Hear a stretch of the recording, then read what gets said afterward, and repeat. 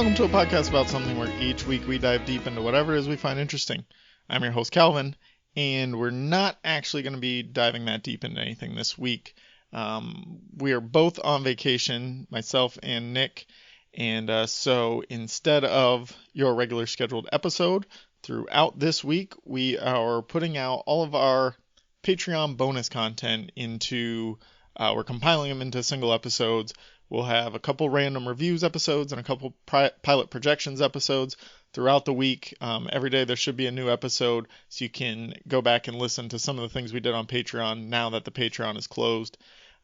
So stay tuned, take a listen. They're just going to run back to back to back, and then there will be another one tomorrow with different episodes that we did. So take a listen. If you like what you hear, there will be more in a day or so. Stay classy. Welcome to a podcast about something's Patreon exclusive. Pilot projection. We watch the pilot episode of a TV show and make some predictions. I said, baby, I don't hate you, but I hate to see you. All right, we got another episode of pilot projections. Today we're talking Breaking Bad. Yes, sir. Breaking Bad. I've heard a lot about this show. Yeah, heard it's a great show. You should definitely check it out. We have actually both seen all of Breaking Bad, but we're going to take this from the point of view that the listeners have not seen it and want to know if they should watch it. So we're going to try not to spoil anything. I think we'll do okay at it, and we're going to try and just talk about how the pilot is and if it should lead into you watching the rest of the show. Most definitely. And I can honestly say, when it comes to these really popular shows and you hear people who haven't watched it, that's honestly becoming more and more common, in my opinion. I've noticed, I've run into a lot of people who have never seen it in stuff like The Shield or The Wire because they're not interested. I've never seen either of those shows. I've seen bits and pieces, but like you said, we've both seen all of Breaking Bad. But I mean, I think there's 3 or 4 people at work.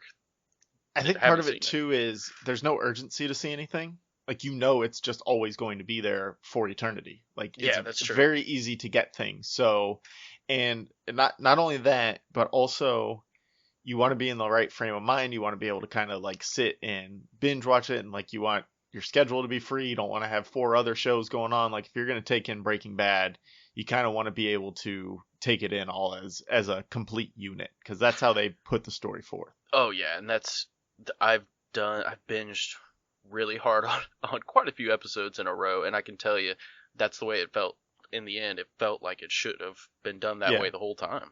Well, my wife and I didn't start watching it. I want to say season 3 was over, and we binged 1 through 3, and then when 4 came on, we started on 4 and then did 5 live as well.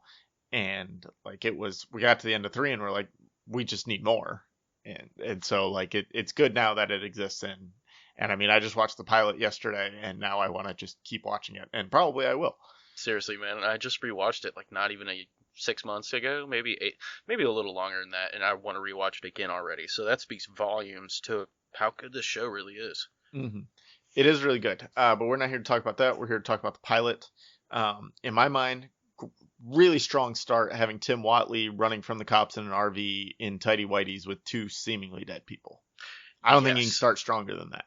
And you summed it up so elegantly.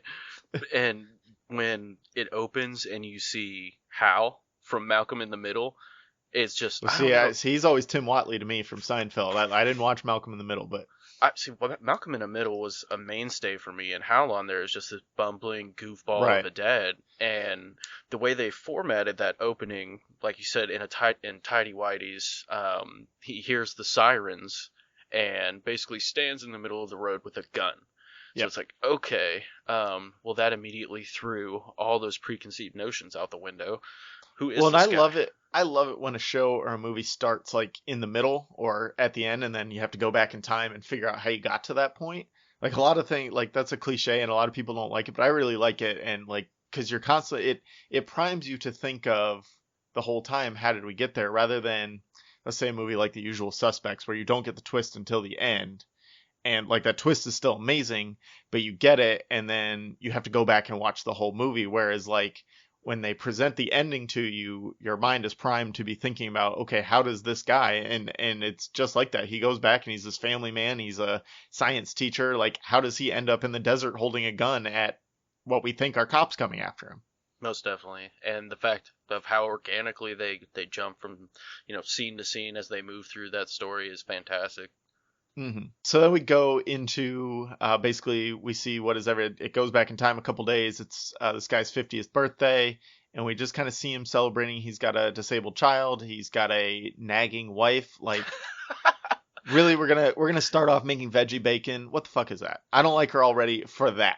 On my 50th birthday. Yeah, like give me real person. bacon on number 50. Come on. Well, I mean, Walter Jr., his disabled son, makes what does he say? What is this shit? Like, yeah, something like that. That's perfect. And I will say, with this pilot, they had a lot of cursing, and I'm pretty sure I saw a set of boobs at some point. Yes, there was.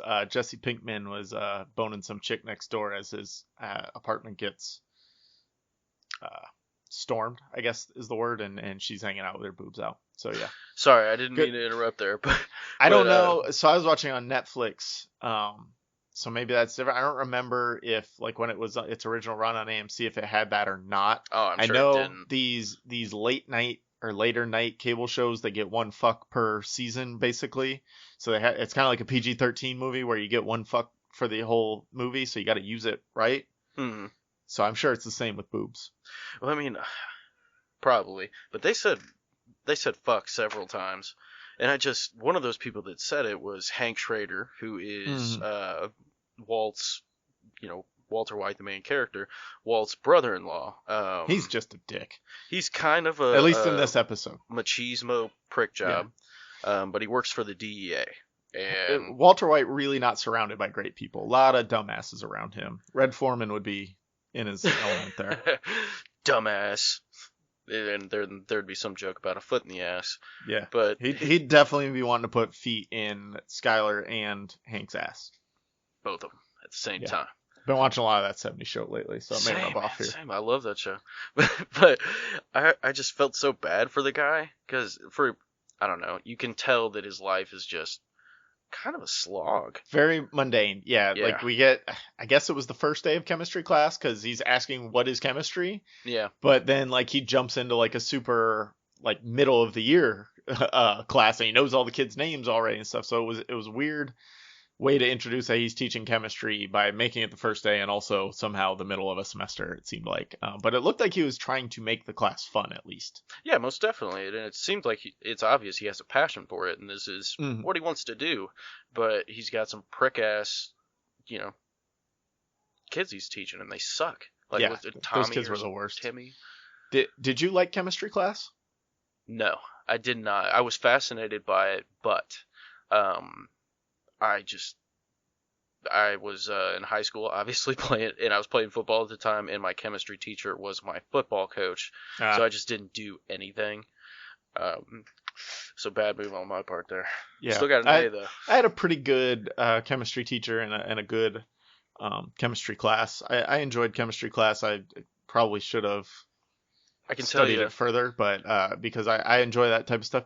Biology was the one that always kind of gave me a mind fuck of like how all this really tiny stuff goes on in your body. Like I could never get my head, like you're looking at a cell and the mitochondria and all that crap, and I'm like, so that's happening all over my body? Like I can't believe it. Oh man, I find like that I know it happens. Fascinating. I'm not saying like I don't believe that it happens. Like I just can't wrap my head around that all this stuff can happen inside your body. I mean, some people can. I can't do math. Like I'm so bad at math, it's ridiculous. And I swear to God, I have like math dyslexia, where I'll just stare at these formulas and I'll try my hardest to learn them, and then they just completely fuck up. But I could tell you, if I had a teacher like Walter White, I'd probably pay a little more attention, because he, fire. I would not be making out in the back of his class, that's for sure. I do it after class. Respectful. Yeah. Respecting my elders. So Walter White throughout the episode is coughing a lot, which in TV/movie world, he's got cancer. Yeah.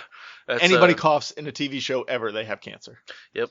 And if a woman throws up, she's pregnant. Those are the only two things. Yeah. No, I mean, it can't be anything else. And the way you discover it is kind of bougie. Like, they have a scene where his wife is just like super nonchalantly jerking him off. And it's just, He was not into it. no, man, it's Great she's 50th not birthday into it. present, veggie bacon, and a super unenthusiastic hand job.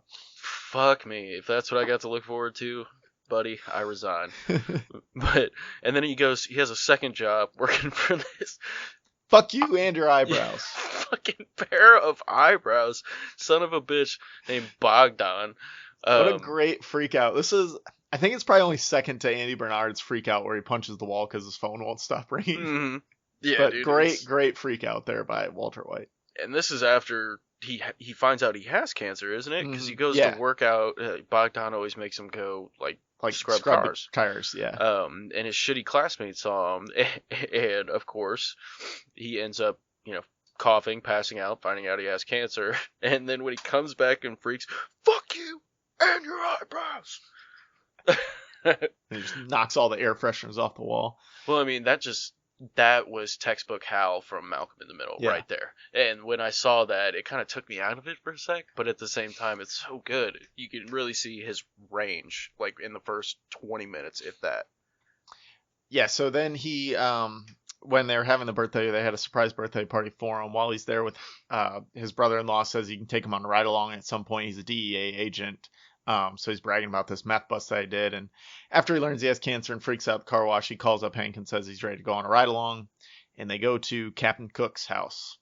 Captain Cook. They have a little argument about whether he's Hispanic or white. And I can't remember, Gomi, as Hank calls him, says it's a white boy name. And like, there's no more white boy name than Captain Cook. Like, that's 100% a white boy. Yep. So that spot on there, Gomi. Yeah, that's a white boy's name. Yeah, and then they make bets. I wonder how often that actually happens in DEA I would think vehicles. a lot. Like, I feel like you have to, something like that, you're on stakeouts or you're just sitting and waiting a lot. Like, you've got to make the time go by in an interesting way for yourselves. Game Boy Color. Well, yeah, that works too. And now that everybody has smartphones, so nobody talks anymore. Yeah, probably not. They're just sitting there like, this is boring, texting each other. Like, fuck. Yeah. Walt sees Jesse sneak out of the house. He's one of his former students. He decides at this point he's going to blackmail Jesse into helping him cook and distribute meth. Which, great content right there. I'm in for your show. Like, you got me. Fuck yeah. You take this white bread teacher and you put him in this world of like that he doesn't belong. Like, I'm always there for this fish out of water doing something you shouldn't do. Let's see where it goes. Well, I mean, his cause is noble, and they established that in the first episode. Kind of, but I also think I think it's part like he's trying to make money for his family because he knows he's about to die and he doesn't have any money. Like, he has less than $7,000 to his name when they go to buy the RV. I think it's part that, and I also just think he's bored with his life. Like, he's legitimately having a midlife crisis. But it's not the middle of his life because he's about to die. That makes a lot of sense. And I mean, after getting blow after blow after blow, you'd think that, that makes a whole lot of sense. Because if you think about it, you're in that situation, you're told you have 6 months to live. At best, it's going to take them 6 months to arrest you anyways. So, like, there are no consequences for your actions at that point either. So you might as well do something that you enjoy. It's not just that, like, he could have just went and dealt weed, but that's not him. He wants to do the science of it. Yeah, well, he wants to do the science of it. Mm-hmm. It's something scientific. He can perfect it. He's a very, like, he's having this conversation with Jesse where Jesse's clearly bad at science, bitch. And, like, he doesn't know Jesse doesn't know which flask to use and why. And, Jesse's like, oh, I get the best meth on the block and I use this one. And he's like, no, you're a fucking idiot. You're supposed to use this one. So, like, I think he likes that he can be perfect about something that he knows about, because being a chemistry teacher at a high school, he doesn't get to show that off. Like, you have to teach the book to idiot kids who are making out in the back of your classroom. Nobody gets to see how truly smart and effective you are at applying these skills. Absolutely. And I mean, you only take your skill level so far in a high school classroom, especially for those kids. And I think it's a good I honestly think Walt enjoys kind of lording that knowledge over Jesse. Like, the teacher absolutely. comes back out like, oh, look at you, little bitch. Like, I was the king of you in high school. I'm the king of you now. What's up, Captain Cook? Chili pea motherfucker. Yeah, we're not putting chili powder in our meth. We don't need that. It's my signature ingredient, yo. So they get their RV, they go out to the middle of the desert to cook. Great idea. Like, nobody's around, obviously. So I get why Walt takes his clothes off, because he says he doesn't want to go home smelling like meth, and this is why he's in his tighties whities at the end. Takes all his clothes off, puts like an apron on. Why doesn't he just bring a spare set of clothes? Like, he's still got a ton of exposed skin. What's he gonna do with that? With his extra clothes? Yeah. I don't know, put them in a trash bag and throw them in the Walmart trash can on your way home? I don't know, man. That's the first place I go for to try to get, some meth leads. It's Walmart. Go Well, that's sniff around very the true. garbage cans. All right, go to the Target trash can. It's not like... It would never... That's a perfect plan. It would never be found. Yeah, no one ever looks for meth in Target. Not me, I can tell you that. So they have a little run-in with a rival drug dealer, or not even a rival drug dealer, somebody who they're trying to give their business to, and Walt stupidly gets noticed because he was out on the DEA bus, and he's like, hey, everyone, I'm cooking meth now. So they have a little bit of a standoff. He poisons the other people, not to death, just makes them pass out. And then we get the sirens coming for him. He's got the gun down. Turns out they're just fire trucks, not police. Just the fire trucks. And so he lives to fight another day in the meth world. Thank God for that, because then we wouldn't have 5 more years of it. Yeah, of great stuff. But there's something we did gloss over that I do want to call back to. Oh, yeah. And there's two things, actually. When they obviously had to have the name of the show in the first episode, when Jesse's talking to him, and, what are you, like 50 and you're just going to break bad? I always thought that was a dumb line. Yeah, it didn't make sense. No. Like, nobody speaks like that. What does that mean? Yeah. You're going to break bad? Like, okay. And the I other thought maybe one, it's just like a New Mexico colloquialism because I've never been to New Mexico, so I just always wrote it off as that. Like, this is something they say there. Maybe. I'm curious if any of you listening are from New Mexico or have you been to New Mexico? Yeah, just let me know. Use break bad in your like everyday language. Then let us know. I really want to know. Please, Yeah. Thank you. Second thing, after Walt makes the decision to go do the cook meth and do this stuff, he has this immediate shift in personality. Yes. Like he's out at the department store helping his son try on clothes who has cerebral palsy. I believe it's cerebral palsy. He beats the shit out of that guy. Yeah. Well, it's like a Goodwill store too. I don't think it was a regular store. No, it's definitely a thrift store. And I mean, these 3 grown-ass men are talking mad shit about a crippled kid, like some little babies. And he sneaks out back, and Walt comes in and like curb stomps his calf. Yeah. This little scene was just terrible, but great at the same time. And it was really good. I love the something wrong with your leg, Chief? A little trouble walking? So, I mean, you see that he does have that side of him that's, like, fuck this. I'm not going to be a goody two-shoes. I'm going to whip your ass. And that dude, you're crazy, man. Oh, yeah. That was perfect. And so I've got a couple lingering questions for this episode. The first being, like, how hard is it to steal all of that equipment from a school? Like, do you think the school keeps that good of an inventory on that? On all of the beakers and flasks and things like that? I highly doubt. I gotta say no. I gotta say there's no way like a public school in New Mexico has any idea how many flasks are in their storage cabinet. I'm sure they have like a rough record of how many they've purchased, but they have no idea how many have broken. Like if the department head comes in the next day and is like, oh no, we need 20 more, they're just gonna fucking order them.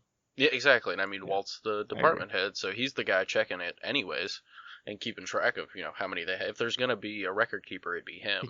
He could just report. I guess you would. I was gonna say he could just report that a bunch broke in a class, but then you'd probably have to have like an accident report because who knows what was in them, all that stuff. But whatever, that's not important.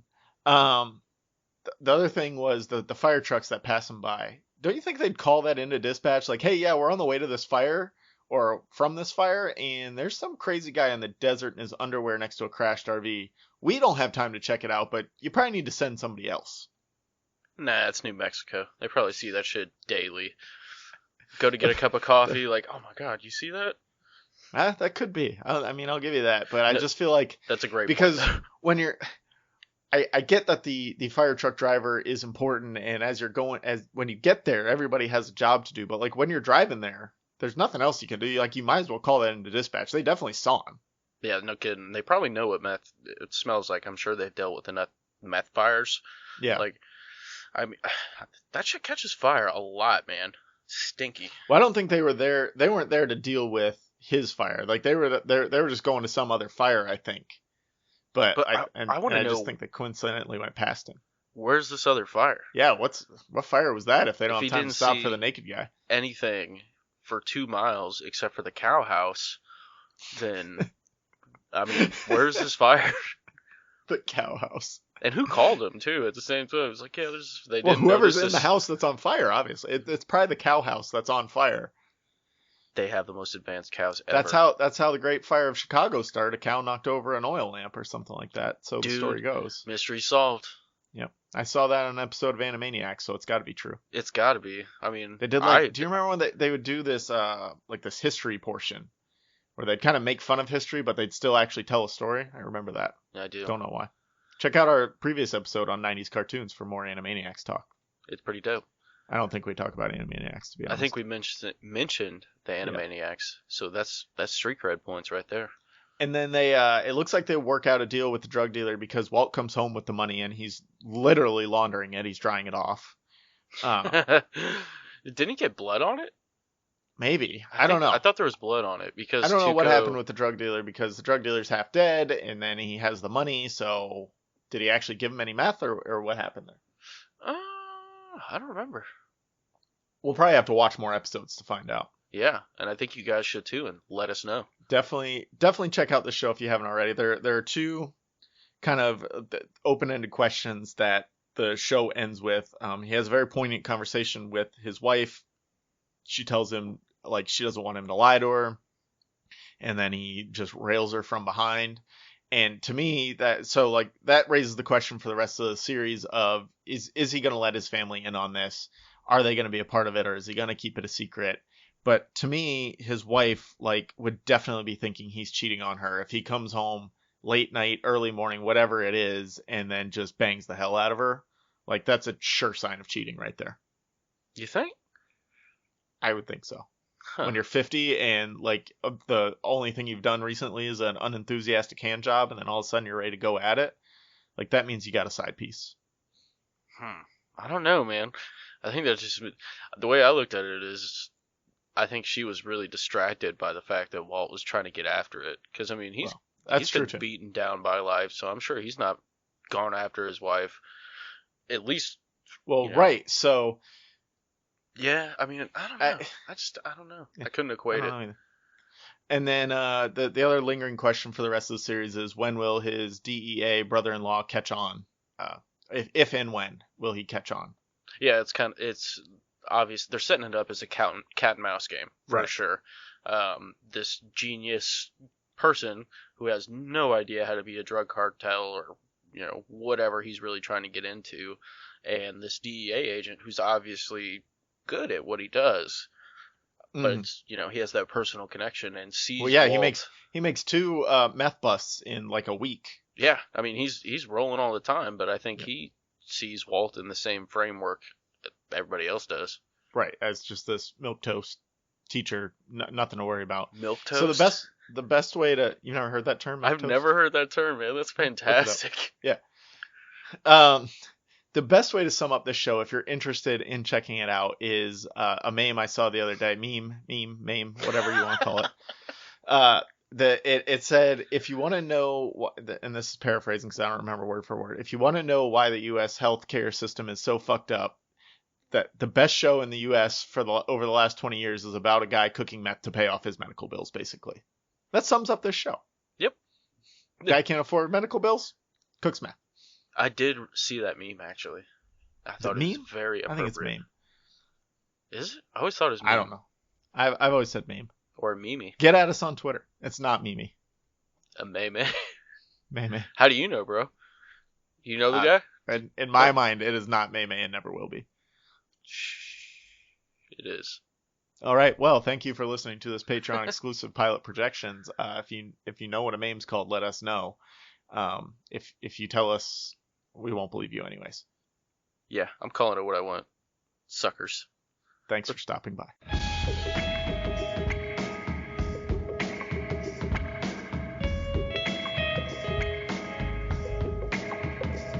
The Bible says, man without vision shall surely die. Welcome to a podcast about something's Patreon exclusive. We watch the pilot episode of a TV show and make some predictions. I said, baby, I don't hate you, but I hate to see you go. All right, we're talking about The Haunting of Hill House today. The Haunting of Hill House is our pilot projection series. Yes. Netflix original series. Very excited to talk about this one. It's been super popular lately. I'm super happy that I only had to watch one episode of this. Not because it's bad. I appreciate you, taking the dive and watching that one episode with me can give our opinions to these fine people. Yeah, before we dive too deep into it, I'm going to give a disclaimer that I am scared of everything. I hate scary movies. I don't hate scary movies. See, here's the problem. Because scary movies often have a really good premise, and I want to see them, but I know I'll be scared, so I don't watch them. Just some of my past experiences. The Saw movie, the first one, the next 7 or so weren't very scary. They were just like murdery, which I'm fine with that. Too gory. Yeah, it was just all about the gore after the first one. So, but like the first one with that pig mask thing that they kidnap people in, that scared the shit out of me for months on end. And then like I kept watching it. So it's like I saw. It is a good movie. I saw it the first time in theaters, and then like, oof, damn, it was fine. We had a good group of people there. I got home at like midnight and was like, I couldn't go to sleep though. That was rough.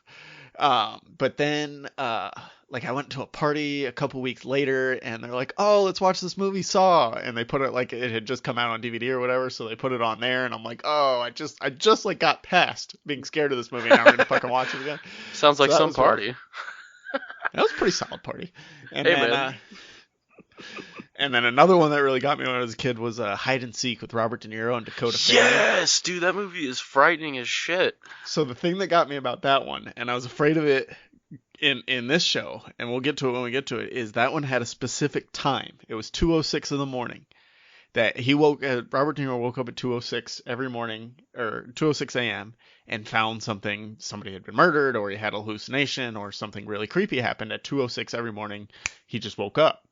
So after seeing that movie for at least a month, I could not fall asleep until after 2:06. Like my mind would keep me awake, and then once I would see that it was past 2:06, I would have to get up, go to the bathroom, and make sure there's not a dead woman in my bathroom. And I'm in high school, so it's like just my parents and me and my brother living there. But still had to make sure there was nobody that killed themselves in her bathroom. So, see, scary movies are rough. They can be very rough. I've learned to laugh at a lot of them, and I still love horror. I'm a huge subscriber to No Sleep. I've written quite a few horror stories myself. See, that's worse than those are even worse, because then it's my brain making like in movies I can kind of write it off as like, oh, obviously it's a movie, but like. The No Sleep stories, or like we had this competition in 7th grade for everybody to tell their scariest story around Halloween, and these two girls told one of the scariest stories, and I would tell it, but I would never do it justice. But like they just told one of the scariest stories I had ever heard, and like to this day it stays with me. Well, fear is a funny thing that way. Which I find really, really neat. It can be done in a way that it's super satisfying, and I love the horror genre. And thankfully, something A Haunting of Hill House does is the horror genre's kind of gotten muddled, or the waters have gotten muddied with all these jump scares and the focus on gore and shit like that. Like, where'd the old school, hardcore music score go with Halloween? Exactly. Great score. Stuff like Halloween with great music and great stuff that kind of gets you antsy on a primal level instead of just jumping out at you. And I think A Haunting of Hill House kind of does that really well. Definitely gives a more old school horror feel than like something like Saw or the Rob Zombie Halloween movies, things like that. Even I think a lot of horror films nowadays are going for one, jump scares, two, like just disturbing imagery as much as Yeah, possible. If you yeah, look at those like the fuck all Conjuring that. series, things like that, Hmm. like they're all just based on disturbing imagery. Even like Annabelle, where it's like just let's make a doll be creepy. Creepy ass doll. Yeah.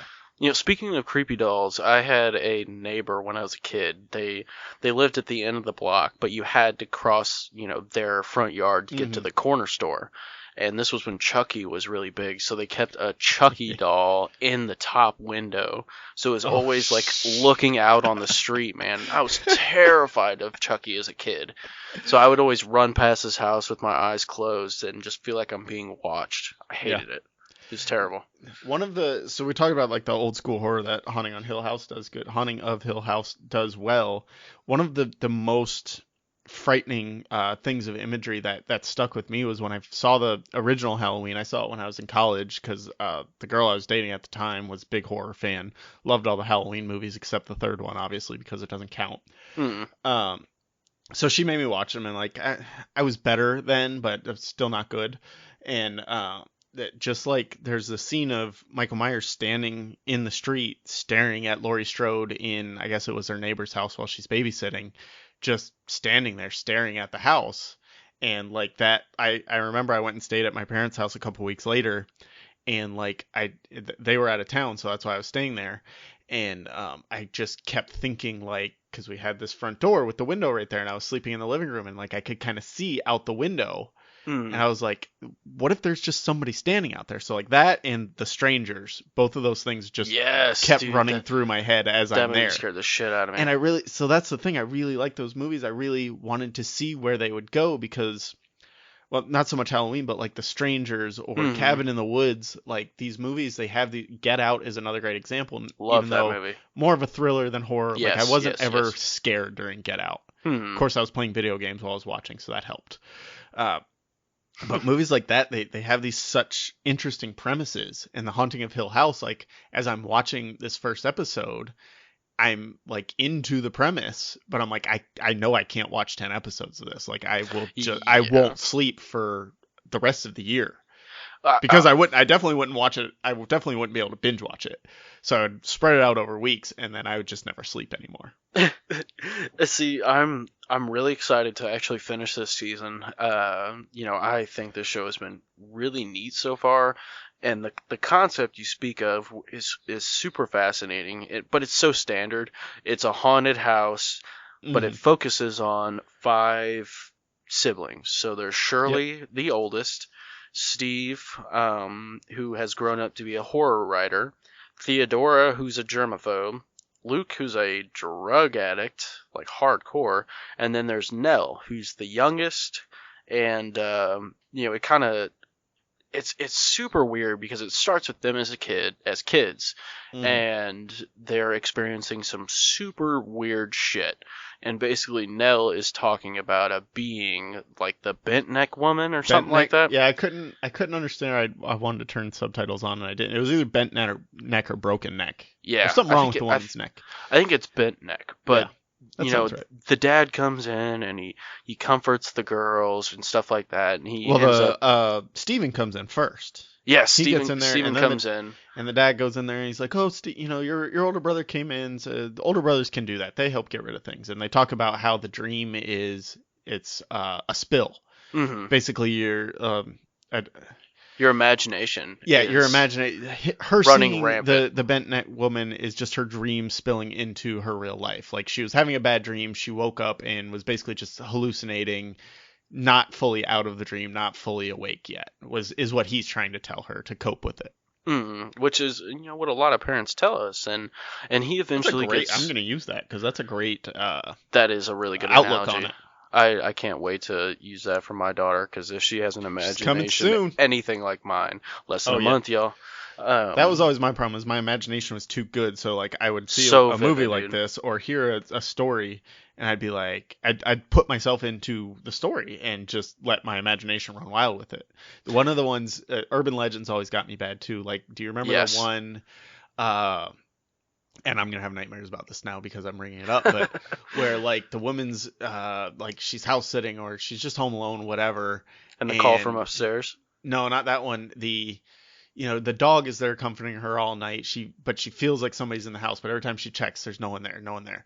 And the dog is always there. So she pets the dog or whatever and feels safe because if there was something wrong, the dog would alert her. So she goes into the bed, she's sleeping, she puts her hand down. She like kind of wakes up in the middle of the night, gets that creepy feeling again. Puts her hand under the bed, feels a lick from the dog, goes back to sleep, comforted. Wakes up in the morning, goes into the bathroom. There's blood on the mirror. Obviously, there's always blood on the mirror or on the wall. It's the dog's blood saying people can lick too, or something like that. So like there was a person in the house the whole time and like just fucking with her, obviously. Killed the dog. That's so killed weird. the dog. Probably gonna kill her next. Yeah. So that one was one that always like my mind would just run away with it and it will again tonight. That's the best part of horror is that subtleness. No, it's the worst part.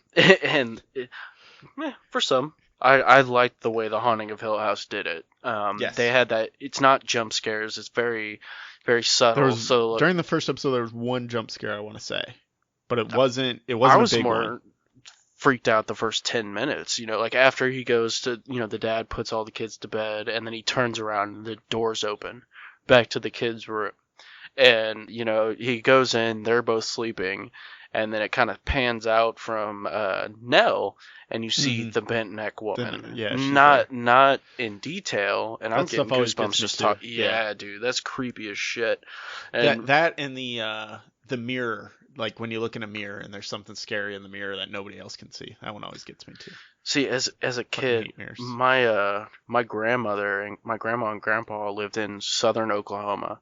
And it was on Indian land in this super old fucking house, and I have a million scary stories that I won't say. But no, don't tell me, I don't want to hear.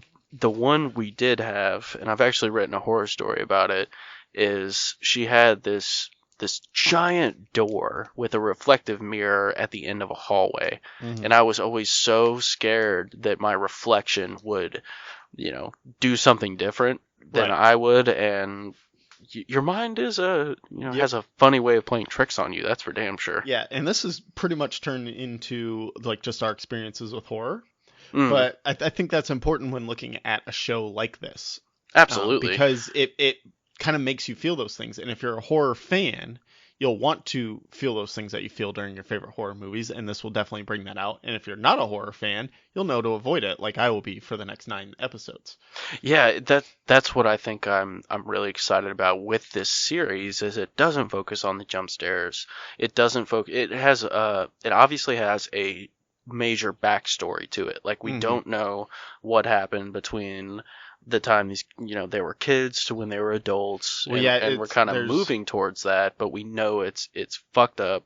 It happened at Hill House, and there's a supernatural point in the first episode where the dad just gathers up all of the kids, crams them into the station wagon, is in a super hurry, just gets them out of the house, gets them in the car, and they're all like, we can't leave mom, and he takes off with them. And he just goes, that wasn't your mom, we gotta go. And so like that's part of this that's drawing me back into it is like, okay, what happened to the mom? What kind of things did they see? Did everyone see these things? Did the dad ever go back and explain to the kids what happened? What happened to Nell? Which we won't spoil the last 5 minutes of the episode, but something happens to one of the daughters. And that that's got to be dealt with over the next 9 episodes. So I'm looking forward to when you finish it, you telling me, give me a non-scary synopsis of it. That'll be tough to do. You mentioned the part where the father, who's comes across as a really reasonable dude, down to earth, doesn't really believe in this kind of stuff. He kind of talks his kids through it. He is scared shitless, and he gathers the kids and he's getting them out, and as they're leaving, you see the shadowy reflection in the upstairs window. Okay, see, I missed that. I missed didn't that. see Okay, that, yeah. Yeah. So I was sure because like I kind of saw the camera panning, and then my daughter asked me something, so I looked away. But like I felt like see that's something what in the happened. window. Yeah. But they do it in such a cool way that they don't say anything after. They just let it settle. So you're sitting there with these creepy ass vibes. Like I got goose pimples just talking about it. Well, and it got a great cast. Dario Naharis is in there. Dario 2.0, not 1.0. That's Carla right. Gugino. That's Yeah, that's who Steve. that is. Oh my God, Yeah. I didn't even think of that. The two sisters, like I've seen them in other things too. I don't know their names off The the top of my oldest head. sister, I didn't really. Shirley, Uh-huh. who goes by Cheryl. I've seen her in a lot of She's stuff. been in a lot. I just don't know off the top of my head. And same Yeah, with I didn't have time to Theodora. research it. Yeah, she looked familiar too. So yeah, but everybody does a great job. Because they do. This must be a thing with Netflix, like the flashbacks we talked about when we did Umbrella Academy too, is they flash back and flash forward, so they live in two different time periods, and I think that's probably going to continue as the show goes. And the kids do a good job too of the kids didn't do much in this first episode, but they definitely captured the fear of what it would be like to live in a haunted house. Most definitely. And what I thought was really fascinating is, as a kid, you have a total different perspective than you do as an adult. So it's kind of it's interesting to see these kids living their lives in a haunted house that are experiencing things, and then as an adult watching it, it's just like, okay, a lot of what they're saying doesn't seem plausible, and it does just seem like a dream, but in reality, these things are really happening. So it kind of gets my mind going, like, how much credence did my imagination have as a kid? Right. So the show sets it up really well. In Steven, the oldest son, never saw anything, never saw any of the ghosts, never experienced anything, but he's the horror writer, and he writes other people's horror stories basically. He started with his own, The Haunting of Hill with House. his sisters, yeah. And then he goes basically to other people, hears their ghost stories, tries to experience it, or at least get a feel for it, explains the reality behind it to the person, and then we'll take it and write a story from it. So you have him who, he's going about it, and from a perspective of he's never experienced these things. And so him in the house, I'm sure he's going to have these things where all the other siblings, or at least the younger siblings, have seen things. I would have to say that's probably why Lucas is into drugs, because he's probably seen some shit. Yeah. So he has to deal with the fact that he's never seen them, but the other kids have. And as being the oldest, how does he deal with that? And then there was, it looked like there was some type of custody battle, or at least maybe the father was going to lose custody because he talked to either reporters or police and basically told them that the house is haunted, and that he was looked at as an unfit parent. Right, and that the mother, he killed the mother, maybe he didn't, because like she was obviously dead after they fled. But he's saying he didn't kill it, like the house killed her basically. And so like that's all going to be interesting going forward, of how do they handle that? How do they finalize that stuff? Let's get to the bottom of it, is kind of what they focus on. And unfortunately, the first episode really, Nell and Luke, as the youngest, it seems, have really seen the most. Like they've had the most experience. Right. Yeah, exactly. But it focuses more on Shirley, Steve, and Theodora as the older kids. They're the well put together adults who are moderately successful. But they've been on the periphery of these experiences, and it always makes me think, like, how much does our age have, how much does our age dictate that we experience these things? Because there's no doubt in my mind that I firmly believe ghosts are real. Like, I firmly believe there's, maybe not in the sense like they do shit like this, but I firmly believe there's a spirit realm of some sort, and I don't. There's something out there. And that's totally okay, But see, and I don't want to be proven wrong either. Like, I don't want to become a believer because it happened to me. Like, I don't want to see a ghost. Like, I have no interest in that at all. I've never seen a ghost, but I've experienced things that I cannot explain for the life of me. And whenever you can't explain them, it kind of leads you to that point. And if you guys are listening to this, I'd love to hear your stories experiencing some supernatural entity. A quick one for me is I was at my buddy's house when it was his grandmother's birthday, and I was staying the night. And his house was haunted as shit, man. You would hear weird stuff, voices, like creepy shit. But he had a grand piano in his basement, and it was not one of the self-playing ones. And it started, or I'm sorry, it's his mom's birthday, and it started playing "Happy Birthday" that night. Like, we were all sleeping, and we start hearing the piano playing. We go downstairs, and it's playing the tune of "Happy Birthday." And it was his mother's birthday, and her father played piano all the time, and it was his piano. So that's what really did it for me. And that's something where I love this show, or at least the first episode, for the fact that it doesn't pile it on, and it pushes to the subtlety of it. Yeah, it would be really easy for them to be like, okay, let's have a jump scare around every corner. Let's have everything in the house be creepy. But it seemed like, because there was a scene of two of the sisters just kind of running around the house happy during the day and being fine. And then, it flashes to nighttime, and the youngest daughter, Nell, is sleeping on the couch in the living room, where she doesn't think, like, she thinks maybe the ghost just exists in her room. So her and her mom sleep in the living room. Oh, yeah, that part was scary as shit. And then the ghost can move about the house. Don't worry. Yeah. So mom leaves the room, and then she kind of starts breathing all heavy, and there's a woman basically hovering over her and staring at her. Yeah. So what's frightening about this show is that's why I can't watch the rest of it. Takes it to that point, but it does those subtle moments really well. The score is great. The casting's awesome, and the story is sound. Like, I'm game for this show. It seems really, really neat.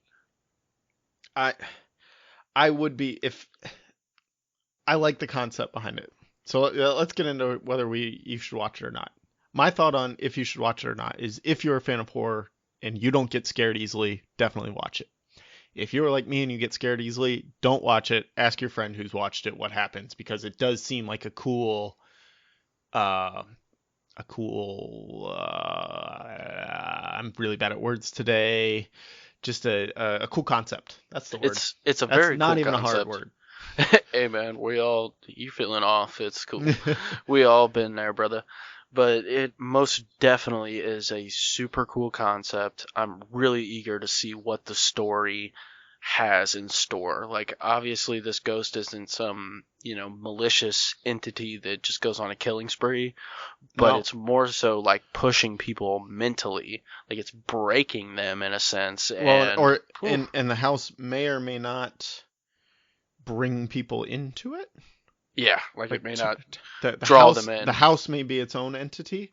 Yeah. And creating these ghostly entities inside. Mm-hmm. So those are the kind of things that I'm interested in finding out from you once you've watched the whole thing. I will be doing so. I'm already on episode 2. Very fascinated where this is going. So ultimately, I think you should watch it. If you're a fan of horror like I am, you'll love this show. And if not, I think you'll still be fascinated by this show. You can always look away whenever you can feel the jump scares, because there is a couple, and you can kind of feel when they're coming on, but you just gotta live with a little bit if you want to enjoy it. I'm not gonna watch it. Sorry, Haunting of Hill House. I think you're great, but I can't do it. Sorry. So yeah, guys, check it out. If you like some horror, check it out. Yes, you guys check it out. I'm not going to, and then you guys tell me without scaring me how it is. I'd love to hear your thoughts. Would you guys watch it, and would you guys recommend it? Because if horror is that weird genre where it can kind of go, it's generational. So like Halloween has been a thing forever. Will this be something that's a thing forever? It definitely could be. I mean, Very there's possible. 15 Jason movies, so. No shit. No shit. Jason X, best one of the bunch. I saw the original. I saw the remake that they did in like 2009. I have not seen any of the in between. That's not true. One time, my brother's friend, we went and rented movies, and they rented one. I was probably 8 or 9 at the time. Uh-oh. And they rented it. I didn't sit and watch the whole thing, but like I walked in while they were watching it, and all I remember, it was like part 3 or 4. Somebody in a car ran over Jason and then backed up back over Jason. That's the only thing I remember from it. And then he lived. Yeah, and then he got back up, obviously, after both things. Yeah. So go Jason. Yeah. Check out Haunting of Hill House. thank you for being a patron. If you're hearing this, you're obviously a patron. So thank you for that. Thank you so much, guys. Thank you. Like, we appreciate that greatly. We do appreciate it. And, any support you can give is fantastic. And it's awesome that we can give you some extra content to listen to in exchange for your support. Yeah, and we just like watching TV and movies, so we and might as well talk about it. Absolutely. Because we usually have pretty fun conversations. And yeah, and this this has stuff been doesn't one of always them. fit into full episodes, so it's better to put it here for you special people who donated. Yeah, and for as little as $1 a month, you can get the access. Do it. Get the Do it. access. Do Well, it. you already do it, but tell your friends to do it. I do. My mom wants to be. She really likes our show, so she's really excited Shout out to be. Nick's mom. Yeah. Hi, Mom. Thanks for stopping by.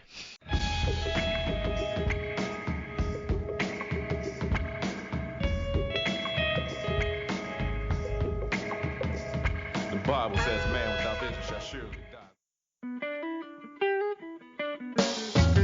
Welcome to a podcast about something's Patreon exclusive. Pilot Projection. We watch the pilot episode of a TV show and make some predictions. I said, baby, I don't hate you, but I hate to see you go. All right, welcome to our first episode of Pilot Projections, where we are going to basically we watch the pilot episode of a show and we're going to break it down, see what we think of how the show's going to do going forward. Absolutely. We, usually a lot of these pilots will probably be more popular shows that you may not have gotten around to yet. So we're going to give you our opinion and see if it's even worth continuing with after the pilot. Yeah, and they're going to be old shows, they're going to be new shows. We're going to just mix in everything we can and see where it goes. Yeah, because you never know when you're going to start an awesome series. For example, with the way watching television is now, you can Yep. literally jump on anything at any time. anytime, anywhere. And I mean, there's still people just getting into Game of Thrones. So, they need to know, should I keep up or not? Exactly. So today we are talking about Umbrella Academy from Netflix. Yes, sir. I've heard about it everywhere. People A lot are of people talking about it talking like about it crazy. out there. It's just, Yeah. It's become really big overnight. And I can think see it why. is. Yeah, I mean, It's a really cool concept. Quick plot synopsis from the pilot. We've got these there's 6 adults coming together who were all adopted by this one man, and basically they have superpowers. Each one has a different power.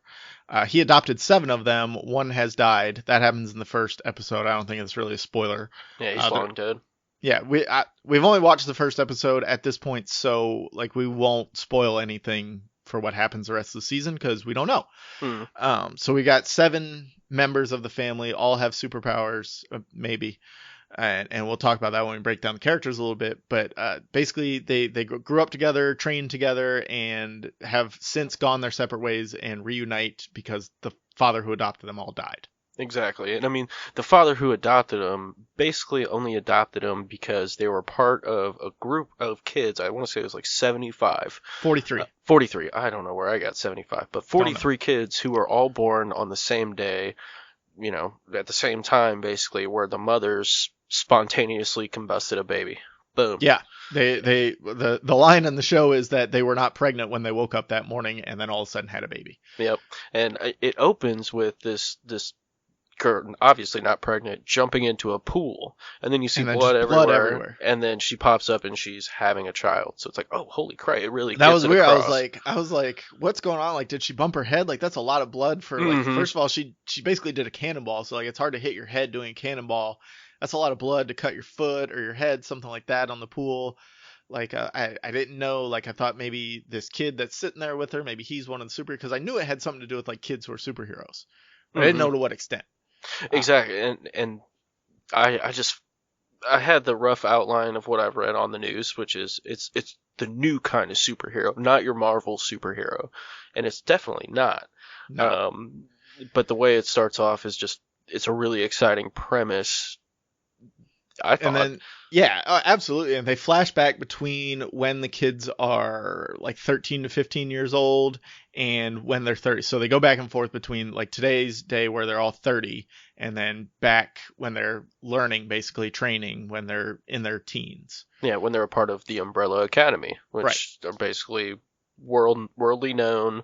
They fight bad guys as teenagers with superpowers and a rich benefactor, basically. Yeah, so as we said, there are 7 of them.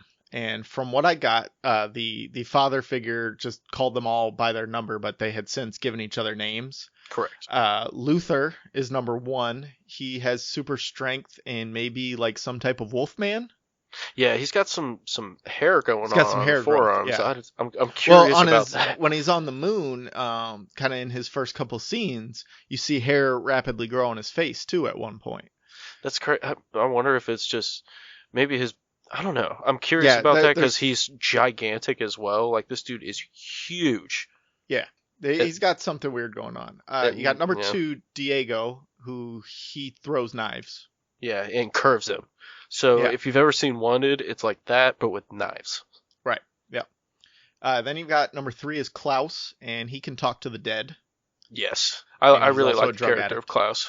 And then we've got Allison, who she's number 4, and what I got was like if she said to somebody, I heard a rumor, and then like tells them what that is, it comes true. Yeah, straight mind control. But I think it's kind of like a monkey's paw situation where like it comes true, but it doesn't necessarily come true in the way she wants it to. There was something with her marriage that broke up. Like she said she made a wish, and basically she then got divorced and lost custody of her child. So I'm thinking like she didn't want to be with her husband, so she kind of made up a rumor that she wasn't with him, but the fallout from that is she also loses her daughter. Yeah, she's very tortured, and it's sad to see. But and she's an actress now, I think. Yeah, when she's 30. It said she used her power to become an actress, so she's used her power for selfish reasons. Whereas a lot of the point of the Umbrella Academy was to not. Right. And then you got number 5, who's missing. He doesn't have a name. Yeah, he's been missing for the last 16 years. So no one knows what's up with number 5. He can teleport and time travel. Yep, and you kind of find a little bit more out about him at the end of the episode. He's got some people chasing after him. Just a few. And they're also fantastic characters. Love those. But and then you got number 6, who's Ben, correct? Ben. Yep. He was some type of squid monster. Yeah, is what I got. You don't see what exactly he is. There are a lot of tentacles flying around. Yeah. Comes out drenched in blood. Out of his chest. A lot of people. So you don't know what's going on there. But he's dead. He's the dead one. He died. You don't know why he died or how he died, but he's dead. And then he's also side by side. Since Klaus can talk to dead people, he kind of hangs out with Klaus from time to time. I got the impression. Yeah, and I think that's something that they still are close. So in a certain way, Ben still exists. He's still a good character. Klaus got to hold on to his brother where no one else did. Yep. And I think he's going to be a big part, especially if they continue with the flashbacks. Like he'll be a big part in the 15-year-old time period, and then he'll help Klaus figure some things out too, I think, in the 30-year-old time period. Absolutely. I mean, they were close. And then you got the outcast of the family, number 7, Vanya. Who appears to have no powers. No power. Played fantastically by Ellen Page. Love Ellen Page. She does such a good job in this show. I mean, she brings the big name to the actors, because I don't really, the cast of the Umbrella Academy isn't real big name people. No, other than her, I haven't heard of any or seen any of them in anything else. Mary J. Blige is the only Mary other J. one. Blige is. So I didn't see her though. In the first episode. No, you don't. But she's in the show. Yeah. She was in the credits. I saw her in the credits, but I didn't see her in the show. I think I would have noticed Mary J. So yeah, that's all the characters that I feel like Ellen Page's character Vanya has powers. Like I get a Jean Grey vibe from her. Like she might be the most powerful one. We just don't know in what way, and the father figure suppressed that for some reason. Yeah, there's a lot of mystery surrounding she wrote a book that about the family as being, because like the father figure presented the Umbrella Academy kids as he only adopted 6 kids. Like she didn't exist basically to the outside world. And then she wrote this book kind of dropping the dime on everything the family was up to behind closed doors. So all the other family members kind of have a hard time with her. They've basically turned on her, and I mean she was ostracized growing up, and they established that firmly that she was not part of the team. even though she was born on the same day, by every right, she should have powers, but she's just a normal person. As far as we know at this point, she's a normal person. Yeah, I she's think broken. there's something going on with her. She's way too broken and way too low to not bounce back. That's kind of the way I looked at it. And I will say this about the show is, so far, like when I'm watching the first couple minutes of the show, without knowing basically anything about it, it has a couple tropes that are easily predictable. But then other times it just completely hits you out of left field. Like the Monkey Butler? Yes, like it's like you're gonna. I mean, I saw pictures of them, but it's just little things that are really predictable. Like you feel writing. like the general superhero movie setup. Like when they there's the hostage situation at the bank, and they all come in and show off their separate powers, and it's kind of cool because they're 15-year-olds and they're wisecracking like 15-year-old. You get a Spider-Man vibe from them a little bit. Yeah. They're very full of themselves and kind of talk shit to the bad guys, which is cool. I also have another feeling Vanya may end up as the big bad. Like she may completely turn on them if she does have powers and finds out like she has these powers, or maybe accidentally expresses her powers. She can't control them because they've been suppressed for so long, and then they've got to somehow stop her. I would kind of like to see that happen. That kind of goes with my predictable ideas, because they haven't, so far in the first episode, they haven't established anyone who I look at as a big bad. They're obviously, 30-ish. They've defeated all their big villains. There's no one left. They have a lot of sibling rivalry, but exactly. It seems like it's just kind of sibling rivalry. I mean, they've overcome every obstacle so far. What's the worst one to overcome is the one closest to home. And I mean, they grew up with this girl regardless of how much time they spent with her. Like, they still know her. They still call her their sister. But I think that I agree with you. I think she might possibly be, and that would be tight. Yeah, that would be cool. I have some questions that I'm gonna need answered. Absolutely. And these are things, like, if you're gonna watch it, these are things to think about. First of all, are they gonna continue the flashbacks not only through this season but throughout the entire series? Are they gonna keep going back and forth, kind of like Arrow does, where they go back and progress in two timelines? I think they probably will. I think they have to. Yeah, because they hired these child actors, and the child actors seem pretty good. Yeah, they're all pretty good, and there's just so much. How do they, you gotta tell their story a little bit, and I think doing it through flashbacks lets you dive right into the story, and keeps it kind of vague instead of, the first 3 episodes are the origin story. You know what I mean? Yeah. And then we got kind of going with that. How did Ben die? I think we're gonna find that out in the flashback. So I think there's probably going to be a lot of interesting stuff around that. Did his power get out of control with these tentacles? Like, maybe he can't control them. I don't know. Maybe he just got in the way of the wrong bad guy. Yeah. I mean, I also have one is what happened to Dr. Hargreaves, or Mr. Hargreaves, whatever you want to call him. Like, I know he's dead, and that brought them all back together, but how? How? Yeah. I want to know how. How did he die? And well, also, what did he put them through as far as training regimen? Like, we see one where they're running up the stairs and whoever gets there fastest is the winner.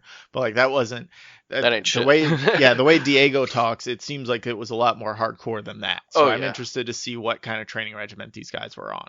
Well, they all have animosity towards their father and everything. Well, everyone except for Luther does. Yeah, well, I mean, he's kind of reveres the man, but every interpretation I've gotten from it is that he was a hard cat and just kind of a dick, and none of them really liked him. And you can definitely see that in even just this first episode of how he treats number 7, Vanya, because she doesn't have powers. Yeah, I mean, he treats her like shit, man. It's terrible to see, and you feel for her. Like, and it really plays well into her older self. Like, you see her as this meek, mousy person, and you know why. Yeah. Pretty well, early I mean, on. they're busting up the bank hostage situation. She goes, I want to go play with them. And he's like, no, you can't. You can't do that. You suck. Yeah. What's going on with the mom? Why is she a robot or something? I called that the first second I saw her. I was like, she's a robot. Yeah. Mostly because, it was kind of just sitting there emotionless. And then when they have the actual, like, spreading of the ashes scene, like, somebody goes, oh, she just seems to be charged. It's that Yeah. was one of those predictable moments. Oh yeah. But But why is she a robot? How has she always been a robot, or was she a person that, got cybernetically enhanced? There's more to her, I think. I just think Mr. Hargreaves wanted a little younger action that stayed young. Could be. And then two more. What happens with the other 36 kids from that were born on that day? I want to know so bad. Like, were they villains that they beat? Like, what happened to these kids since they didn't get adopted into That's a kind of what my family? thought was of, like, are these going to be the villains throughout the series? That was my assumption. You'll kind of have smaller battles leading up to a boss. They'll kind of create their own teams sometimes. Sometimes you'll just have one guy on his own. You never know. So that's kind of what I think has happened. These people who weren't adopted by him will have manifested their powers on their own and probably done so in a bad way. Yeah, or in a way that they gain but people lose, like Allison's Right. did. Like, her power could have been used for terrible shit, but luckily she was part of a family. Whereas a lot of these, other 36 kids, what the hell are they gonna do? Like, most people wouldn't take powers manifesting too kindly. They'd be like, No. "Oh shit, you just burned my couch or my house down, you son of a bitch!" Like, Yeah, I mean, we've all read and seen X-Men. Like that's how it goes. well, I'm curious if they'll have like that other set of that other roster be kind of like a rotating roster like the Avengers do. So like Yeah. maybe the Umbrella Academy doesn't remain those initial 6 or 7, but Well, I think that rotates out. was probably his plan. It was to eventually recruit these other kids that he knows were born on that day, and maybe he never got to them. Maybe he did get to them, and they came in and went, and maybe they just kind of came and went as they pleased more Very because they curious didn't about want to that. put up with his training. Yeah, there's a lot there to be dug into. The show introduces a lot, but not in a way where it's overwhelming, and it raises a lot of good questions that will be exciting for them to answer, and that they can do. They don't have to do it all in season 1. No, Like, definitely. this could go 5 seasons easy and still have a lot of material to go off of, especially exactly on an 8 to 10 episode run. Well, and I mean the way they're setting it up is they're creating a lot of depth, but it's digestible. So I mean it's not like they're trying to cram everything. They're letting the story Right. evolve and move forward at its own pace, which is so refreshing. Like, I love it about this show. And then my last question is, who was tracking number 5 and why? Like, who sent those people after him and put the tracker in his arm? Mike? I mean, it's got to be some kind of like assassination. Yeah, it made that's me going to be think the of, most important question of the first season, I think. Well, it made me think of Ready Player One, like the what do they call The them? Sixers? The Sixers, yeah. It made me kind of think of Suxors. that. The Suxers. But it made me kind of think of that. Like, it's, they're kind of maybe the big bad, quote unquote. Not for the whole group, but just for that character. Right. And then, so who is your favorite character? You've seen a couple episodes. I've only seen the first one. Who is your favorite character, and why are you interested in learning more about them? Honestly, Out of the 7 kids. I got a pretty personal reason for this one. My favorite character is the Seance, which is Klaus. Before I go forward with that, I do want to mention the other characters, like code names. So Luther is Space Boy. Oh yeah, Luther is Space Boy. Don't know what Diego is. Who I don't know. Number 3, Allison's the Rumor. Okay. Klaus is the Seance, and I don't know what the hell Ben was. But anyways, Klaus is my favorite character because he sees the dead. And, I mean, he could talk to him, which, God, that's got to be horrible. I mean, he's a shitty drug addict, so, like I said, bottom, he's got a lot to rise. Well, and part of that is why he's a drug addict is because it helps him block that out. Yeah. Oh, yeah. But, I mean, for me, my little brother died a couple years ago, and I would give anything to talk to him. But God, that would suck at times. If you're just, hanging out, taking a shit, and then your little brother pops up, and it's like, whoa, man, whoa. Yeah. I get high especially all the like time. the first time it happens. Oh, yeah. I mean, you'd probably poop out everything inside of you, and that'd be a little uncomfortable. Don't want to do that. So, yeah, he's my favorite character so far.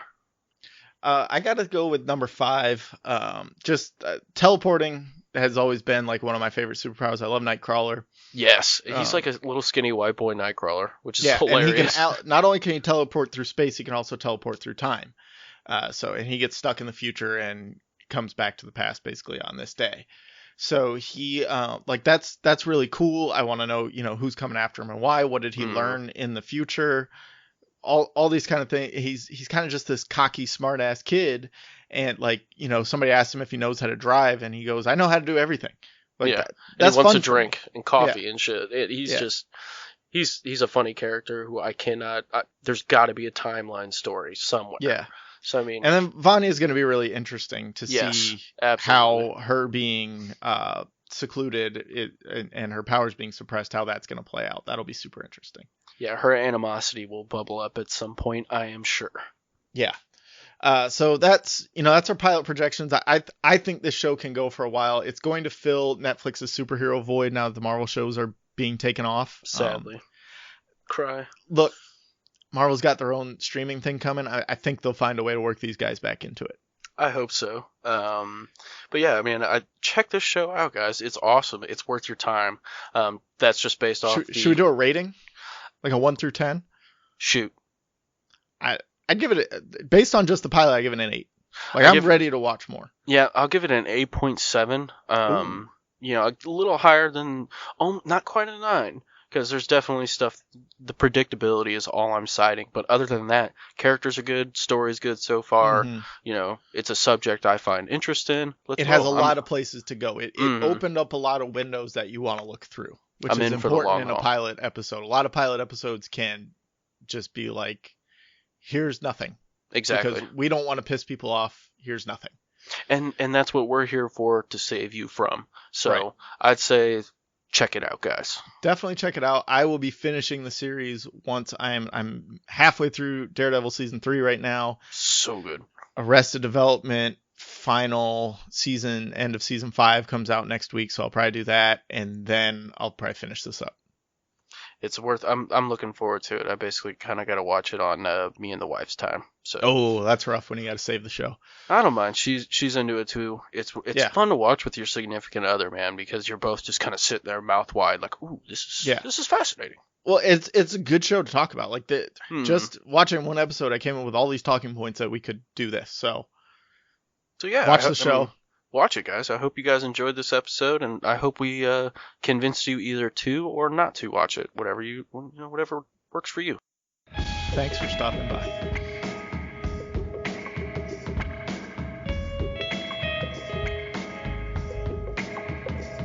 The Bible says man without